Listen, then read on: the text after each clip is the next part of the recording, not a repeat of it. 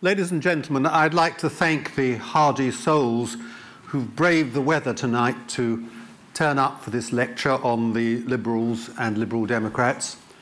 It's not clear to me which is more bleak, the weather forecast or the position of the Liberal Democrats.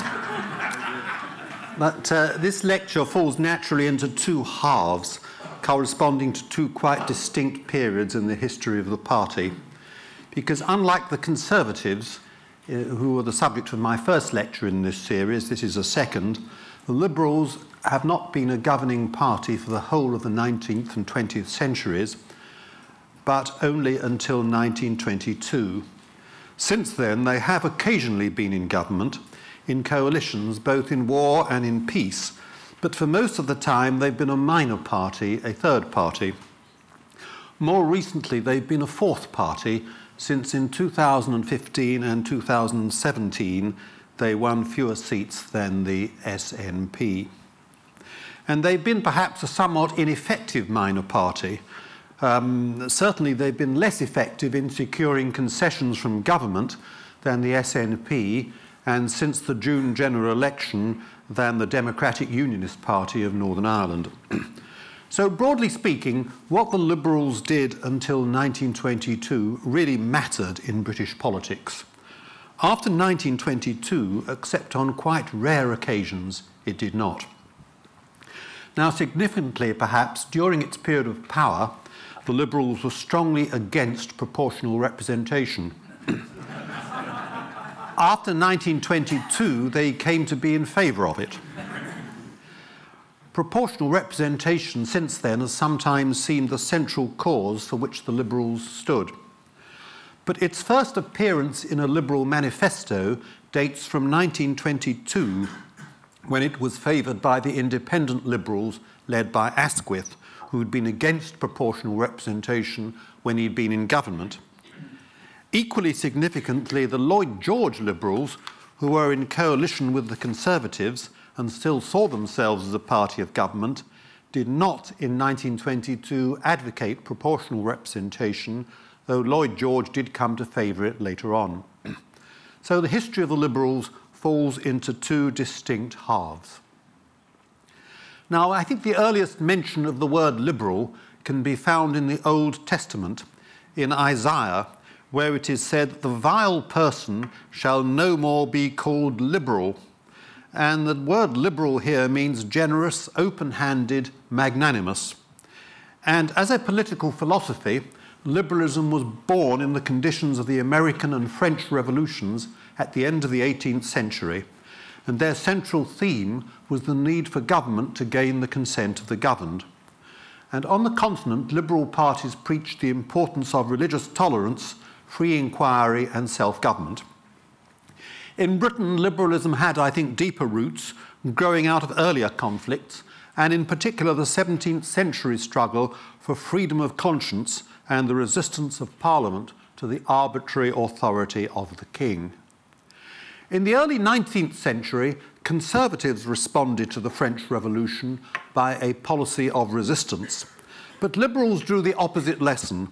Revolutions occur, so they believed, from a refusal to reform until the agitation for reform could no longer be controlled and it burst out into revolution. During the 19th century, liberals did not share the fear of conservatives that extension of the franchise would lead to revolution. They believed instead that it was an essential precondition for progress.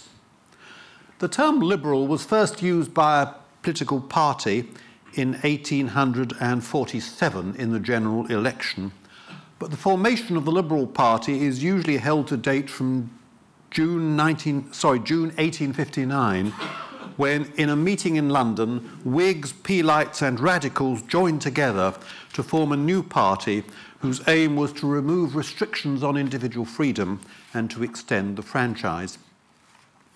The first Liberal government is generally held to be that led by Gladstone, which lasted from 1868 to 1874. And after it fell, the Liberals decided they needed an organisation in the country to take account of the extension of the franchise, which made it essential to canvass the new mass electorate. This required a large voluntary organisation of constituency workers. But it was more difficult for the Liberals to establish such an organisation than it had been with the Conservatives, because the Conservative organisations, the National Union and the Central Office, which I discussed in my last lecture, were simply extensions of the Conservative Party in Parliament. But the Liberals, unlike the Conservatives, had to accommodate powerful extra-parliamentary organisations, such as the Nonconformists and various pressure groups on the left, which sought, for example, educational reform. These organisations and pressure groups, and in particular the Nonconformists, saw the Liberal Party as a vehicle for their efforts. In the 19th century, religion was often more important as a determinant of voting behaviour than class. Anglicans tending to vote Conservative, Nonconformists Liberal. One of Gladstone's close lieutenants, John Morley, declared the Liberals had three bastions of strength: Scottish Presbyterians, English and Welsh Nonconformists, and Irish Roman Catholics. In 1877, the Liberals established a National Liberal Federation to represent the party outside Parliament. This organisation was under the nominal leadership of Gladstone, but the real inspiration for it was the radical mayor of Birmingham, Joseph Chamberlain. He saw the Federation as a kind of battering ram by which he could push the more conservative-minded members of Parliament into more radical policies, a bit like Momentum and the Corbynistas in the Labour Party today. Indeed, Joseph Chamberlain, in his radical period, was perhaps the first Corbynista. The Liberal Party in the late 19th century stood for individual self-respect and self-reliance against the traditional forces of patronage represented by the landed aristocracy and the Church of England. It was essentially a movement for political independence rather than for social or economic change, and to achieve these ends, it sought to reinforce the strength of middle-class nonconformity by extending the franchise to the organised working class. Liberals also stood for free trade between nations on ethical grounds as much as grounds of economic interest. For in the view of most Liberals, free trade would lead to peace and international harmony, while tariff barriers were a cause of conflict. Liberals stood for self-government abroad, for the rights of small nations, and were sceptical of the value of imperialism and armaments. They saw themselves as internationalists. In the 20th century, they were to be strong supporters of the League of Nations and then the United Nations, and also leading champions of European unity and cooperation. They were to be the first party to advocate that Britain joins the European community, precursor of the European Union, and today they are the only major party committed to a further referendum on Brexit, which they hope will reverse it. Now, the first Gladstone government, which lasted from 1868 to 1874, succeeded in removing many of the barriers to individual freedom. It removed tests imposed on nonconformists and other non-Anglican denominations. It began the process of state education and established the secret ballot. Gladstone's second government, which lasted from 1880 to 1885, expanded the franchise so that it came to embrace all male householders, and it began the process of female emancipation by enabling married women to own property in their own right. Gladstone's third and fourth governments in 1886 and from 1892 to 1894, Gladstone's the only British Prime Minister to have headed four governments. His third and fourth governments attempted to secure Home Rule for Ireland in accordance with the liberal doctrine of self-government, but Gladstone failed to secure the support of either the House of Lords or the electorate for this policy, and it caused a split in the party, leading to the defection of the leading social reformer, Joseph Chamberlain, who helped to form a breakaway party called the Liberal Unionists and eventually joined a Conservative-dominated cabinet, becoming a staunch imperialist. But Gladstone's fourth government did achieve one valuable democratic reform, the reform of local government, establishing a structure of district and parish councils which lasted until the local government reorganisation of 1972. But Liberals were now coming to understand that freedom implied more than the removal of barriers to government action. It required also positive action on the part of the state to ensure social security. It needed, in short, measures of social welfare. And by the time of Gladstone's retirement in 1894, the older liberalism, as defined by Gladstone and his supporters, seemed to have reached its terminus, and Gladstone increasingly appeared a figure from the past, someone from another age. He seemed unaware of the new problems that Britain was facing and was out of sympathy with currents of modern thought. He particularly disliked the ideas of those seeking to modernize liberalism. Its pet idea, he said, is what they call construction, that is, taking into the state the business of the individual man. And Gladstone particularly deplored what he called the leaning of both parties to socialism, which I radically disapprove. For Gladstone, liberalism meant a society of self-reliant individuals with the opportunity to rise as far as their talents could take them, and the opportunity of participating in politics at all levels. When quitting office for the last time in 1894, he wrote, "Of one thing I am and always have been convinced. It is not by the state that man can be regenerated and the terrible woes of this darkened world effectually dealt with." But politics was entering a post-Gladstonian phase, and it seemed to some that the basic liberal task had been completed. Liberals had to adjust to a new era in which social problems were coming to the fore. Winston Churchill would later write that by the end of the 1880s was also the end of an epoch. Authority everywhere was broken. Slaves were free. Conscience was free. Trade was free. But hunger and squalor and cold were also free, and people demanded something more than liberty. That was what liberalism had to accommodate itself to, and some of the younger liberals were beginning to understand it. Legislation to improve social conditions, they believed, would not deprive individuals of their independence, but on the contrary, remove those economic constraints which restricted their independence. So liberalism in future should signify not the absence of restraint, but the presence of opportunities. Here was the germ of what was called the new liberalism, which was to reach fruition in the great liberal reforming governments of 1905 to 14. More than ever before, one Liberal minister declared on the eve of this great government in 1905, and it was to be the last Liberal government able to win an overall majority on its own, though of course no one realises at the time. More than ever before, the Liberal Party is on its trial as an engine for securing social reform.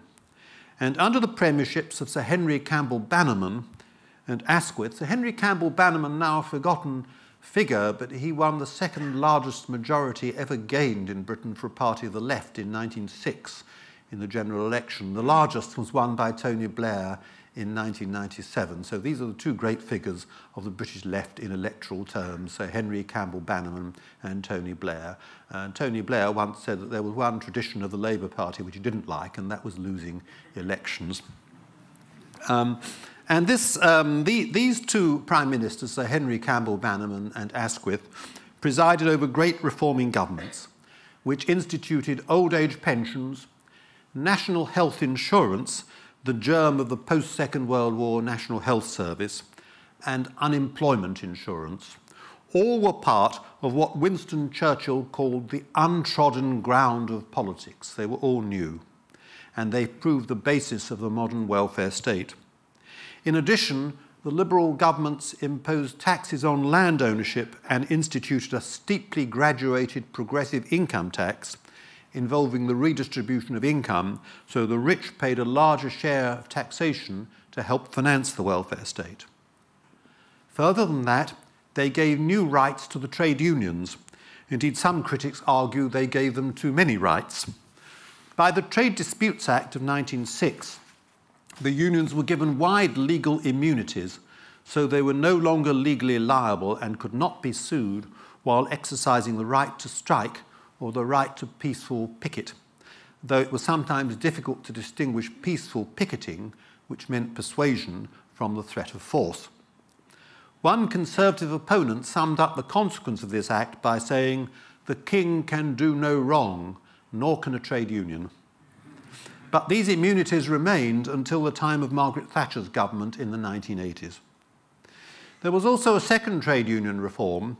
By the Trade Union Act of 1913, the Liberals allowed trade unions to establish political funds, funds which were in practice used to support the Young Labour Party. And a trade unionist was to be presumed to consent to part of his subscription being used for Labour Party funds unless he took active steps to contract out. And this required specific initiative on his part. And human nature being what it is, few bothered to take it. In consequence, many Conservative and Liberal trade unionists must have been helping to contribute to Labour Party funds through apathy or inertia, for the default position was to contribute. The contracting out provision was altered to contracting in by a Conservative government in 1927 after the general strike, and it led to a dramatic fall in trade union funds. It was then altered back again to contracting out by the post-war Labour government in 1946. So it was clear that by 1914, liberalism could no longer be identified with a laissez-faire philosophy. Indeed, it seems to me fundamentally not an economic philosophy at all, but a political one, its aim being to secure the emancipation and freedom of the individual. Economics were a means to that end, and if the free market would help in achieving it, well and good. But if not, then intervention by the state was justifiable. Perhaps one can say of the new liberalism what Tony Blair said of New Labour at the end of the 20th century, that the market is a good servant but a bad master. That is what they believed. Now, some held that by this time liberalism was merging into a different philosophy. And one liberal thinker wrote in 1904 that the old liberalism had done its work. It had all been very well in its time, but political democracy and the rest were now well-established facts. What was needed was to build a social democracy on the basis so prepared, and for that we needed new formulas, new inspirations. Others preferred not to use the term social democracy, but new liberalism. But the term new liberalism seems to me in part a fudge, because there might well be a conflict between liberal values and social democratic values. A number of liberal reforms exemplify that conflict. For example, the National Insurance Act required compulsory contributions from employers and employees to finance unemployment and health insurance. Why, in liberal terms, should individuals be required to contribute? The Trade Union Act of 1913, which I have just described, required trade unionists specifically to contract out if they did not wish to support the Labour Party. Was that a truly liberal measure from the point of view of expanding individual freedom of choice? Perhaps from a modern vantage point, liberalism and social democracy were coming to diverge, and perhaps social democracy was coming to supplant liberalism. Perhaps the leading liberal reformers, and Lloyd-George in particular, far from adapting liberalism, were leaving it behind and becoming something different, social democrats. They were taking Britain out of one era, a liberal era, and into another, a more statist era. Perhaps paradoxically, Asquith and Lloyd-George were presiding over the demise of liberal England. And there is, so it seems to me, one important philosophical difference between liberalism and social democracy. And it became clear when Lloyd-George introduced his policy of national health insurance in 1911. Lloyd-George wanted to introduce a single commission to administer the scheme for the whole of the United Kingdom. He was pressed, however, to set up separate national commissions for England, Scotland, Wales and Ireland. The whole of Ireland was then, of course, part of the United Kingdom. Now, although Welsh himself, Lloyd-George resisted this idea of separate national commissions. But at almost the last moment before the bill was published, he gave way on the grounds that you have got to defer to sentiment. Now, why was Lloyd-George so keen on a single scheme for the whole country? It was because he believed that the benefits which individuals should receive through welfare measures should depend not on where they lived, but upon their needs. Whether a claimant lived in Scotland, Wales, or England or Ireland was irrelevant. What was important was how ill he was. I use the word he, since the National Health Insurance Scheme made no provision for women except for a maternity benefit. Now, the problems of the underprivileged in Ireland, Scotland, or Wales, so Lloyd-George believed, did not differ in any essential respect from the problems of the underprivileged in England. They were to be resolved not by policy divergences between the four parts of the kingdom, but by a strong reforming government at Westminster. A true welfare state, therefore, implied centralised government. This went against liberal ideas of decentralisation, devolution, local self-government and participation. So there seems to be a conflict between a social democratic philosophy and a liberal one.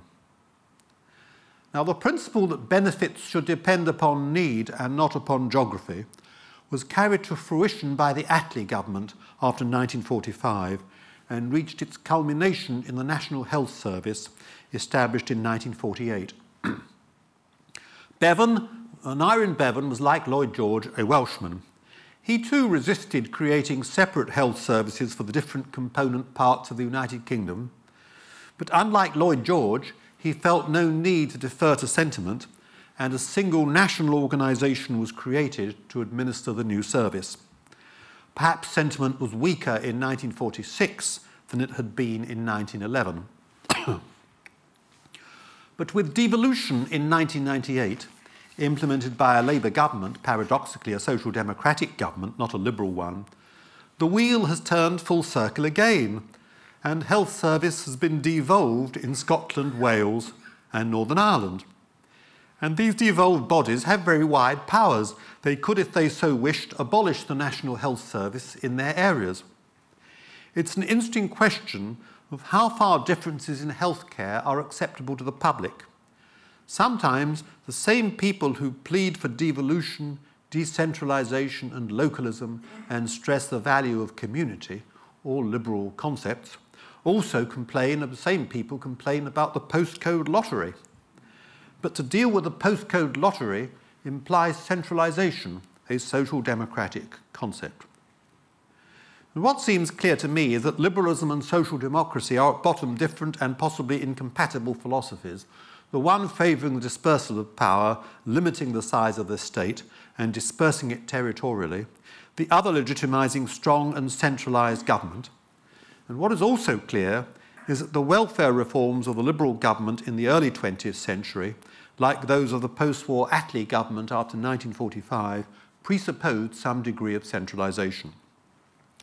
So the notion of the new liberalism was to some extent a fudge, an attempt to reconcile incompatible philosophies of government. But perhaps that did not matter too much from a practical point of view before 1914, for the Liberals seemed securely in power and did not face real competition from the Labour Party, which was little more than a small pressure group at the time. Before 1914, it never succeeded in winning more than 42 seats, and many of those were won with the aid of an electoral pact with the Liberals. So a number of Labour MPs owed their seats to the acquiescence of the Liberals. By 1914, the Liberals seemed to have come to terms with the new forces in politics and the growth of class feeling. They were no longer a mere repository for nonconformist or Celtic grievances, but seemed to be a vehicle by which the working class and the underprivileged more generally could secure social reform. Few would have believed in 1914 that the Liberals would soon be supplanted by the Labour Party. In social reform, the Liberals were in many respects ahead of Labour. They were certainly not holding Labour back. Indeed, some in the Labour Party were coming to believe that the formation of an independent party had been a mistake and that there was little that the new party could achieve which could not be better achieved by the Liberals. Many went further and believed that a progressive alliance was growing up between the two parties of the left, since they seemed to be moving closer together. And in 1914, Lloyd-George asked Ramsay MacDonald, the leader of the Labour Party, whether Labour might actually be willing to join the government. Some speculated that when Asquith retired, he would be succeeded by Lloyd-George and then by Ramsay MacDonald as leader of a joint progressive party. But it was not to be. After the First World War, the Liberals were supplanted as the main party of the left by Labour, and Lloyd-George, who fell from power in 1922, was to prove the last Liberal Prime Minister. Historians have spilt much ink on the reasons for the decline of the Liberal Party and its replacement by Labour. Indeed, it has become something of an academic growth industry. Some believe the rise of Labour was inevitable in a society divided by class which had conceded universal suffrage. My own view, for what it is worth, is somewhat different. It is that the decline of the Liberals was not preordained but contingent on the war and the wartime feud between the followers of Asquith and the followers of Lloyd-George, who displaced Asquith in 1916. War, of course, is always dangerous for Liberals, since it requires a great increase in the strength and authority of the state, and the introduction of what may be seen as illiberal measures, in particular conscription, which was adopted for the first time in British history in 1916. Wars are not in general fought or won on liberal values. In 1916, Asquith was supplanted as Prime Minister by Lloyd-George, partly because Asquith did not seem to be in sympathy with some of the illiberal measures needed to win the war. And after 1916, there was a split between the followers of the two men, and it worsened after the war when the Lloyd-George faction, the so-called coalition Liberals, fought the election of 1918 in alliance with the Conservatives. Now, in this election, the Lloyd-George Liberals and Conservatives together won a large majority and governed as a coalition, while the followers of Asquith went into opposition. The Lloyd-George coalition Liberals won 158 seats, while the Asquithian independent Liberals won just 28. But the figure for the Lloyd-George Liberals is misleading because their seats were won through an electoral pact with the Conservatives, which ensured that just one coalition candidate stood in each constituency. So most coalition Liberals were not opposed by Conservatives and owed their seats to the Conservatives. Indeed, Lloyd-George only retained the premiership by leave of the Conservatives, who were by far the largest party in the coalition government. The Asquithian Liberals, by contrast, had won most of their seats against the opposition of both Conservatives and Labour. Now, in the 1918 election, the Labour Party won 63 seats, 35 more than the independent Liberals. Labour was therefore now the largest opposition party. It is possible that a united Liberal Party would have won more seats than Labour, but in the event it was now Labour rather than the Liberals that led the opposition, and under a first-past-the-post electoral system, Labour reaped benefits from its status as a second party, because voters on the right gravitated to the Conservatives to keep Labour out, while voters from the left gravitated away from the Liberals to Labour, which was the party that seemed to have the best chance of ousting the Conservatives. So the Liberals came to be squeezed between left and right, and that has been their basic problem ever since. And it was a split in the Liberals, in my view, that gave Labour the chance to fill the gap on the left. In the 1920s, the Liberals came to be split between those on the left and those on the right, the radical section and the Whig section. Now, someone asked the great economist John Maynard Keynes, himself a Liberal, what the difference was between the Whigs and the radicals. Keynes replied as follows: "A Whig is a perfectly sensible Conservative. A radical is a perfectly sensible Labourite. A Liberal is anyone who is perfectly sensible." But there were simply not enough sensible voters in the 1920s to elect a Liberal government. The Liberals found themselves a third party, and as time went on, an increasingly ineffective one. Labour, now larger than the Liberals, refused to renew the Progressive Alliance. Ramsay MacDonald, the first Labour Prime Minister, told the editor of the Manchester Guardian, as the Guardian then was, in July 1924, during the period of the first Labour government, that he disliked the Liberals more than the Conservatives. In the words of the editor, MacDonald reverted again and again to this dislike and distrust of the Liberals. He could get on with the Tories. They differed at times openly, then forgot all about it and shook hands. They were gentlemen, but the Liberals were cads. The feeling against the Liberals was general in the party, and one member of the first Labour government told a historian there was only one generally accepted thing in all the confusion and flux of the time: the party's determination to avoid the Liberal embrace. Labour's leaders realised that for them to share office with the Liberals would mean a new lease of life to the older party, whereas the attainment of power was dependent upon the destruction of the Liberals. In 1931, the Liberals split three ways. Two of the factions joined the Conservative-dominated national government, though one of them broke off in 1932 because it could not agree to a departure from free trade. The other faction in the government, the so-called Liberal Nationals, gradually became absorbed by the Conservatives, as the anti-Home Rule Liberal Unionists had been in the late 19th century, and the independent Liberals were later to call the Liberal Nationals Vichy Liberals.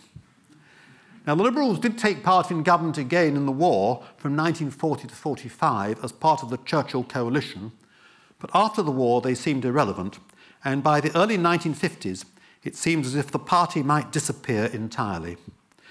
As late as May 1964, the Times was to declare in a leader, by all accounts the Liberal Party ought to die, and yet it does not. In the 1951 general election, the Liberals put up just 109 candidates and won only 6 seats. All but one of the 6 were elected without Conservative opposition. The only MP to win against both Conservative and Labour was Joe Grimmond in the far-flung and rather untypical constituency of Orkney and Shetland. The Liberals seemed irrelevant in a period of consensus politics, when it appeared that Liberal values were so widely diffused in the Conservative and Labour parties that not only was there no room for a separate Liberal party, there was no need for one. The paradox of the post-war consensus is that it was built on the work of two great Liberals, Beveridge and Keynes, two of the most influential figures in 20th century Britain, the one showing the way to a higher level of employment, the other showing the way to a universal welfare state. But with a welfare state and full employment achieved, why did you need a separate Liberal party? Liberal values were already securely defended by the Conservatives under the benign leadership of Churchill and the Labour Party under Attlee. One foreign commentator declared that the Liberal Party buried itself with a kind of triumph. Because Britain as a whole is liberal, the Liberal Party dies. And indeed it seemed for a brief time as if the Liberal Party would disappear. But the leader of the party in the immediate post-war years, Clement Davis, was determined to preserve its independence.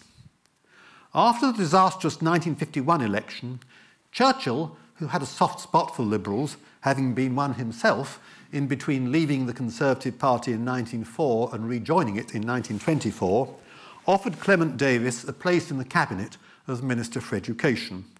But the Liberal Party executive urged this office be rejected, and Davis agreed this was the right decision. Had Davis accepted the offer, the Liberals would almost certainly have ceased to exist as an independent political force. But for you, Lloyd-George's former secretary had written to Clement Davis in January 1950, there would certainly have been no Liberal parliamentary party today. Clement Davis is today a forgotten figure, but perhaps he, more than anyone else, is responsible for the fact that the Liberal Party actually survived to fight another day. Now, Davis was succeeded as Liberal leader in 1956 by Joe Grimmond, and Grimmond was to give the Liberal Party a new strategy and a new direction. Now, Grimmond believed that the Liberal Party was in decline because it seemed to have no place in a system of class politics. And that was because the Liberal Party had no social base, and some argued it was therefore irrelevant. But Grimmond said this lack of a social base was not a weakness, but a source of strength, because class identity was beginning to decline in the affluent Britain of the 1950s. And that was why the Labour Party lost votes in every general election held during that decade. After the third Conservative election victory in 1959, Harold Macmillan, the Prime Minister, declared that it showed the class war was over. And in Grimmond's view, voters were becoming more concerned with issues and with policies rather than seeing their class identity represented in Parliament. Grimmon's judgment was perceptive. Its weakness was that it failed to appreciate the glacially slow rate at which class alignments were weakening and the great residual strength which existing class alignments still gave to the Labour and Conservative parties. It would not prove easy for the Liberals either to displace one of them or to secure a realignment of parties in which they might play a major part. Grimmond insisted that the Liberals were not a party of the centre, equidistant between the Conservatives and Labour, but a party of the left, but a different sort of left from the statist left represented by the Labour Party, which so Grimmond believed was shackled by its fundamentalist socialist element. The Labour Party was committed to the extension of public control in the form of nationalisation, and it was reliant on the trade unions. The Liberals proposed an alternative set of policies. In place of nationalisation, they favoured co-partnership in industry, and above all, constitutional reform, including Home Rule for Scotland and Wales, and British entry into the European community.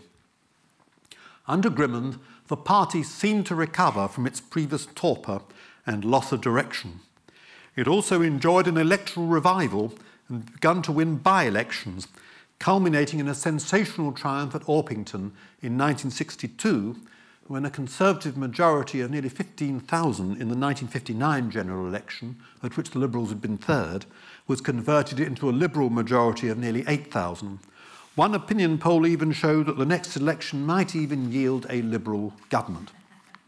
But this proved the first of many false dawns, and in the 1964 general election, Liberal representation increased from just 6 to just 9 MPs.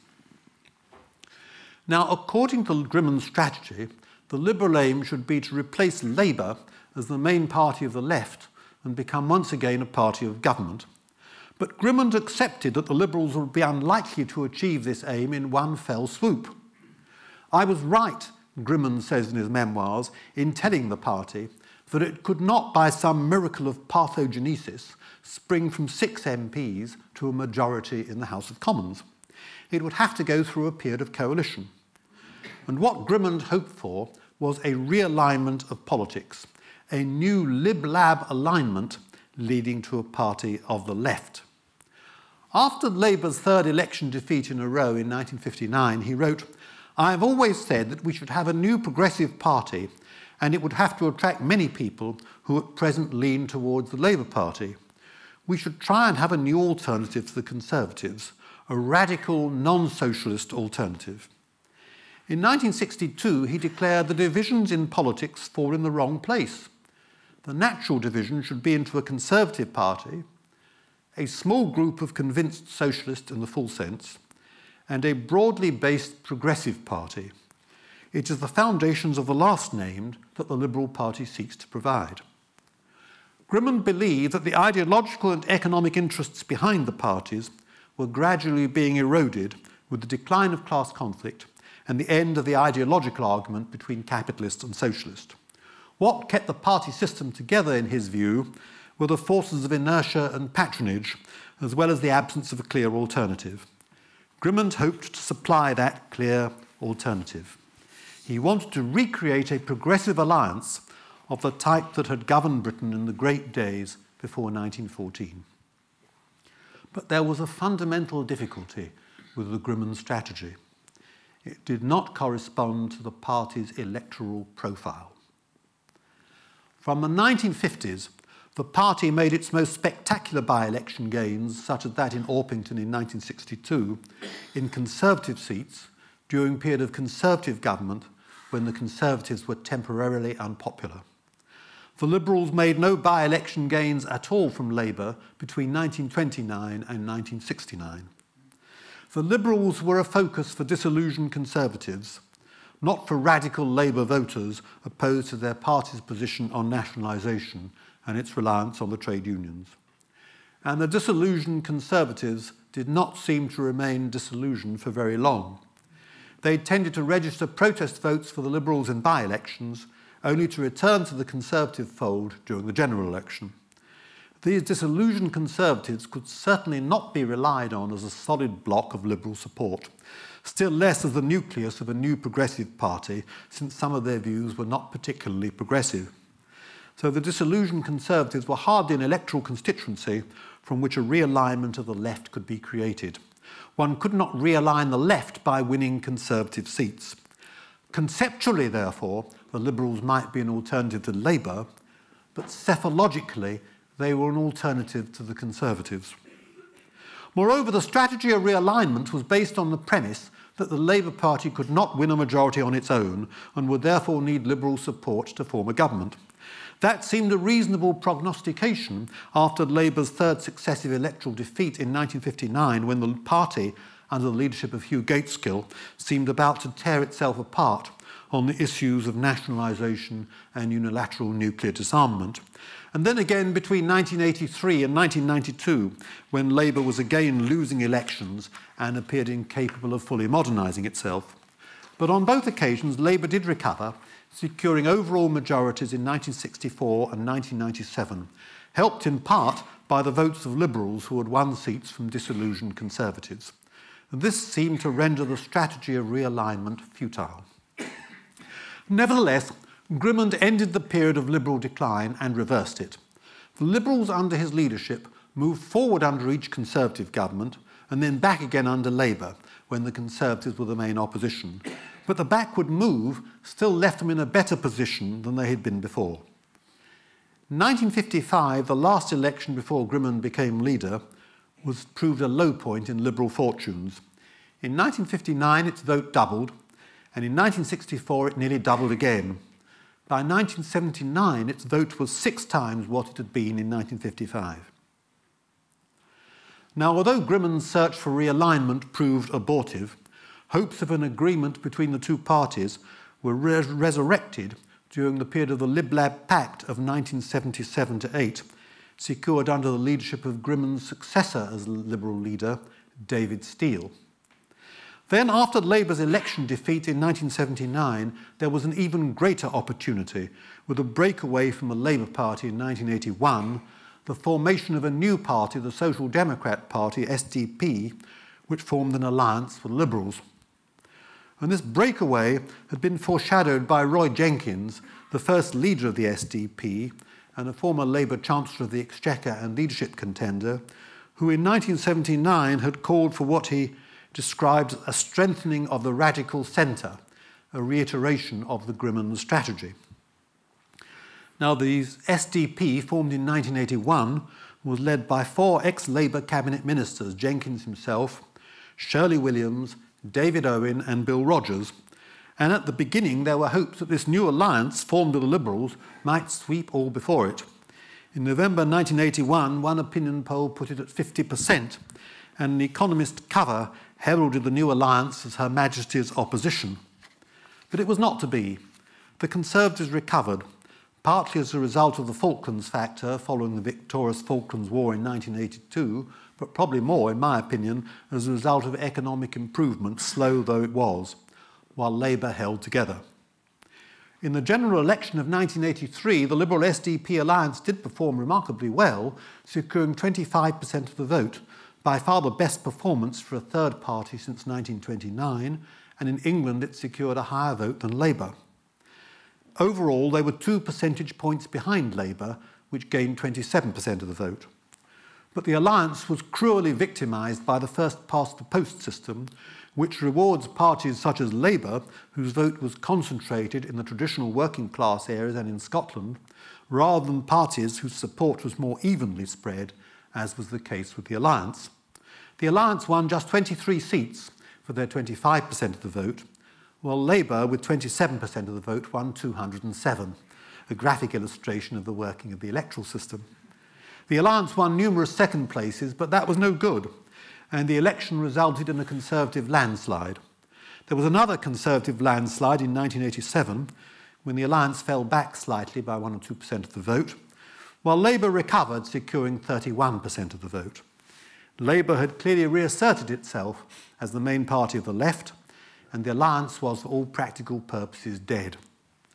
The bulk of the SDP then decided to merge with the Liberals to form the Liberal Democrats, and the first leader of the Liberal Democrats was Paddy Ashdown, who renewed the Grimmond strategy of realignment.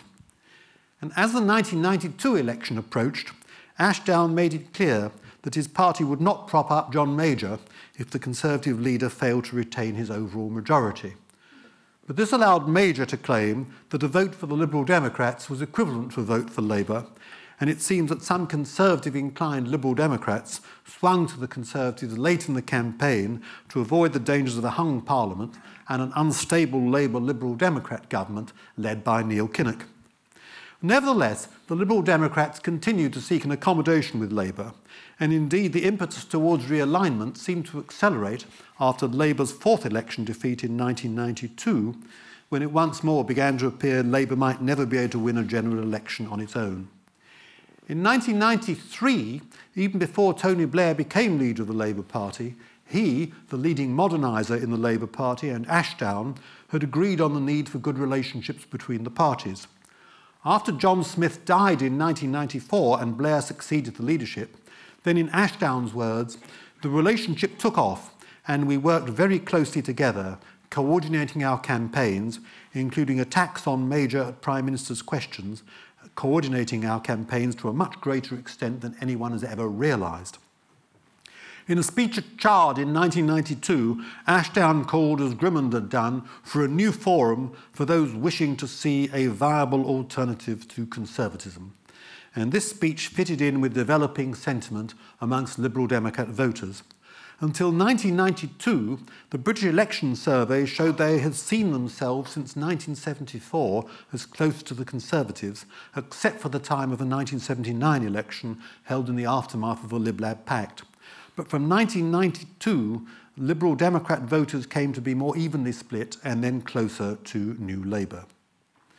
In May 1995, Ashdown declared that it should surprise no one when we say that if the Conservatives lose their majority in Parliament and seek our support to continue in office, they will not receive it. People must know that if they kick the Tories out through the front door, we Liberal Democrats will not allow them to sneak in through the back. By 1997, two-thirds of Liberal Democrats preferred Labour to the Conservatives, and in the election of that year, 43 of the 46 Liberal Democrat MPs won their seats by defeating Conservative challengers where Labour was in third place. The Liberal Democrats had clearly become an anti-Conservative, not an anti-Labour party. And on the day of the election, Blair seemed to welcome realignment, saying, "I am absolutely determined to mend the schism that occurred in the progressive forces in British politics at the start of the century." But Blair won too large a landslide to make realignment possible. He admittedly did his best to implement what Ashdown called the project of realignment. Indeed, it appears Blair went so far as to propose a merger of the two parties. As Prime Minister, he established a joint Labour-Liberal Democrat Cabinet Committee on Constitutional Reform, a remarkable constitutional innovation, and an independent commission on electoral reform under Roy Jenkins, promising to hold a referendum on its recommendations. In 1998, the Jenkins Commission reported in favour of limited proportional representation, but it soon became clear that important sections of the Labour Party were opposed both to proportional representation and to the project, and no referendums held. In 1999, Ashdown, despairing of the possibility of realignment, resigned as Liberal Democrat leader, and under his successor Charles Kennedy, the Joint Cabinet Committee gradually atrophied and ceased to meet. But Ashdown, although like Grimmond and Steele he had failed to secure realignment, could claim some success for the project in that he had helped secure coalitions between Labour and the Liberal Democrats in the devolved administrations in Scotland and Wales, as well as proportional representation for elections to the European Parliament. Now, the aftermath of the 2010 election, which resulted in a hung Parliament, provided a further possibility for realignment. Paddy Ashdown spoke on the radio on the Tuesday morning after the election, arguing that Labour and the Liberal Democrats could form a government and dare the smaller parties to vote them out, though he later changed his mind and came to support the Conservative Liberal Democrat coalition. The trouble was the parliamentary arithmetic did not favour a coalition of the left. The Conservatives had 307 seats, Labour 258, and the Liberal Democrats 57. Labour had lost its parliamentary majority and was 49 seats behind the Conservatives. So it seemed to many that Labour had lost the election, and indeed the party had lost 94 seats, the largest loss of seats by any government since 1931. The Liberal Democrats had lost 5 seats from their high point of 62 seats in 2005, and so an arrangement between Labour and the Liberal Democrats would appear as a losers' coalition, a means of sheltering two parties that had been rejected by the voters. The parliamentary arithmetic seemed to point not to a Liberal Democrat-Labour coalition, but to a Conservative Liberal Democrat one, which is what occurred. There is an irony in all this. In 1997, Labour had been too strong to make realignment feasible. In 2010, it was too weak. The middle point had never been reached. So the Liberal Democrats joined a coalition with the Conservatives in 2010. They were in government for the first time since 1945, and in peacetime since 1932.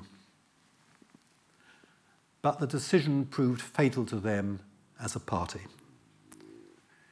Tony Blair said presciently, "If you have attacked Labour from the left for 13 years, and then enter a coalition with the Conservatives, you have questions to answer." During the election campaign, the Liberal Democrats had in fact opposed the main plank of Conservative economic policy, which was immediate and drastic cuts in public expenditure. Even so, survey evidence indicated that though before the election most Liberal Democrats would have preferred an arrangement with Labour, they did strongly endorse the Liberal Democrat-Conservative coalition. An Ipsos Mori poll on 12th-13th of May 2010 asked, "Do you think that Nick Clegg was right or wrong to form a coalition with the Conservatives?" Of those who had said they'd voted Liberal Democrat, 74% thought he was right and only 22% thought he was wrong. Now, there was ideological sympathy as well as personal chemistry between Nick Clegg, a Freudian slip, Nick Clegg, the Liberal leader, and David Cameron. Because Clegg belonged to the Orange Book wing of the Liberal Democrats, rather than its social wing. Now, the Orange Book was a volume of essays published in 2004 on future Liberal Democrat policy, in which Clegg and some of his allies contributed. One of the essays was called Reclaiming Liberalism by Clegg's ally David Laws. He quoted with approval Joe Grimond, who by 1980 had abandoned his earlier views on a realignment to the left and declared that much of what Mrs. Thatcher and Sir Keith Joseph say and do is in the mainstream of liberal philosophy. Laws then went on to ask how it was that over the decades up to the 1980s, the liberal belief in economic liberalism was progressively eroded by forms of soggy socialism and corporatism. There had been, he said, a progressive dilution of the traditional liberal beliefs in the benefits of markets, choice, the private sector and capitalism. We must, Laws insisted, reject nanny state liberalism, and this was the central theme of the Orange Book. The social wing of the Liberal Democrats, which had been dominant before Clegg became leader, had looked to the left and to realignment. The Orange Book Liberal Democrats, by contrast, believed the party had become too statist in its approach, and that as a liberal party it ought to give more emphasis to the market, which provided for a widening of choice and a greater freedom for the individual. Nick Clegg, then, was an unusual Liberal Democrat leader, more sympathetic to market economics than his predecessors, Sir Ming Campbell, Charles Kennedy, Paddy Ashdown and David Steele. Under any of them, a coalition with the Conservatives would have been much less likely, and indeed Charles Kennedy cast a solitary vote in the parliamentary party against it. To his critics, Clegg seemed to have little understanding of the ethos or traditions of his party. During their abortive negotiations after the 2010 election, Gordon Brown warned Clegg against entering into a coalition with the Conservatives. The Tories, he told him, will destroy you, and they will pull us all apart on Europe. That was a prescient warning. In addition, the Liberal Democrats alienated the social base that they had so painfully constructed since the 1970s, a social base of middle-class public service professionals and students. The Liberal Democrat 2010 manifesto had promised the abolition of student fees, and Liberal Democrat MPs gave a personal pledge in support of this promise. But in the event, the Conservative Liberal Democrat coalition tripled student fees. It did not help much when Clegg confessed that he had never really believed in the promise in the first place. In the general election of 2015, the Liberal Democrats were destroyed. They fell from 57 seats to 8. In 2017, they staged a mild recovery and secured 12 seats, but they remained an irrelevant force in the House of Commons. Oddly enough, they remain a powerful force in the House of Lords, a body to which they are opposed, having almost 1/8 of the peers, half the number of Labour peers, and 2/5 of the number of Conservative peers. In the Commons, the Liberal Democrats suffer from the absence of proportional representation. In the Lords, they benefit from it. The Liberal Democrats had hoped in government to reform the Lords and secure other constitutional reforms. They failed. In 2011, a referendum was held on the alternative vote system. The alternative vote is not a system of proportional representation, and indeed it had been dismissed before the 2010 election by Clegg as a miserable little compromise. And nevertheless, he urged people to vote for it, and it was the most that he could secure from the Conservatives, who campaigned vigorously against any change. The referendum was lost by a vote of 2-1 on a derisory turnout of 42%. Oxford, Cambridge, Camden and Islington voted for the change, but few others. House of Lords reform, though put forward by the government, ran into the sands owing to Conservative backbench opposition and half-hearted Conservative ministerial support. The general election of 2015 left the Liberal Democrats in their worst position since 1970, when they had won just 6 seats. All the progress they had made in the intervening years, through the Lib-Lab Pact, the Liberal-SDP alliance, the joint talks between Ashdown and Blair, all this seemed to have been reversed. 3 times in the 20th and 21st centuries, the Liberals had entered into peacetime coalitions with the Conservatives, and each time it had proved disastrous. From 1918 to 1922, they had been in coalition with the Conservatives under Lloyd-George, and that had ended their role as a party of government. In 1931, they entered the Conservative-dominated national government, and that ended their role as a party of opposition. The 2010 coalition ended their role as a third party. Now, once the Liberals were in decline in 1922, they'd find themselves impotent under normal circumstances when one party had a working majority in the Commons. They could only exert influence, so it would seem, in a hung parliament, or a situation such as that of 1964-6 or October 1974, when the government in office enjoyed but a small majority and was fearful of being forced to the country before it was ready to face the voters. So the strength of the Liberals seemed dependent less upon their own efforts than upon the weakness of the other parties. But the trouble was that as the Liberal-SDP alliance was defined, to campaign for a hung parliament is not a particularly inspiring electoral cry. Margaret Thatcher had said in 1978, "You cannot run for a hung parliament." She was not quite right when she added, "How do people vote for a hung parliament?" In many constituencies, a voter could help secure a hung parliament through tactical voting, but this would sometimes require voting not Liberal, but for another party. One would have had to vote Labour in 1983 and Conservative in 1997 in many constituencies. So the Liberal Democrats could not really campaign for a hung parliament, so this would entail telling electors in some seats not to vote for the party's own candidates. But even when hung parliaments did occur, as in 1924, 1929-31, 1974 and 2010-15, the Liberals did not in practice seem to be able to exert leverage very successfully. In such situations, a minority party has to decide whether to ally with the government or the opposition. Whatever choice the party makes would annoy one group of supporters. If the party allies with the Conservatives, voters on the left would be alienated. If allied to Labour, votes on the right would be alienated. David Steele was once asked in a television interview which of the two major parties he preferred. He said he felt like Cinderella being asked to choose between the two ugly sisters. This was a skillful reply to a probing interviewer, but hardly resolved the dilemma.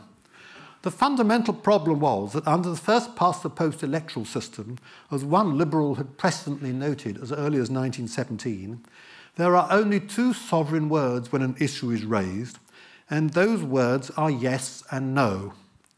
Our leaders are apt to avoid saying yes and no, and they are apt to try to reconcile the two. Significantly, in the immediate post-war period, two of the children of Lloyd-George defected in different directions. William Lloyd-George became a Conservative and was the Home Secretary in Anthony Eden's government. Megan Lloyd-George, on the other hand, joined the Labour Party. But even if the Liberals did join an alliance or coalition with another party, that might compromise Liberal independence. The Liberals existed, after all, to achieve certain Liberal aims. Might not cooperation with one of the two illiberal parties compromise those aims rather than helping to achieve them? The party had to choose, therefore, not just between left and right, but between cooperation and independence. These have been the dilemmas which Liberals and Liberal Democrats have wrestled with since 1918. It cannot be said that they have been successfully resolved. Probably they cannot be resolved. Thank you.